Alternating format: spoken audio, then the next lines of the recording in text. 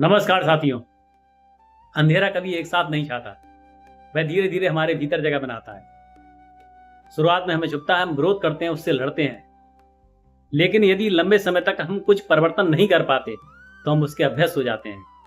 जैसे कोई व्यक्ति शोर वाले कमरे में रहे, कुछ दिनों बाद उसे शोर सुनाई देना बंद हो जाता है। इसका अर्थ यह नहीं कि शोर समाप्त हो गया है, बल्कि उसकी संवेदनशीलता समाप्त हो गई है। यही जीवन में होता है साथियों। असफलता, भय, निराशा के हम इतने अभ्यस्त हो जाते हैं, इतने आदी हो जाते हैं कि हम उसमें परिवर्तन ही करना नहीं चाहते। सबसे विकट स्थिति, सबसे खराब स्थिति तब पैदा होती है जब यह मान लेते हैं कि यही मेरा जीवन है। तब आप मान लीजिए कि आपके सारे परिवर्तन के द्वार बंद हो चुके हैं।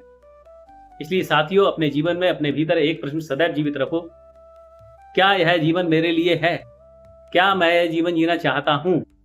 यदि यह प्रश्न जीवित है तो आशा जीवित है, और आशा जीवित है तो अंधकार कितना भी गहरा क्यों ना हो, उसे मिटाने के लिए एक दीपक ही पर्याप्त होता है।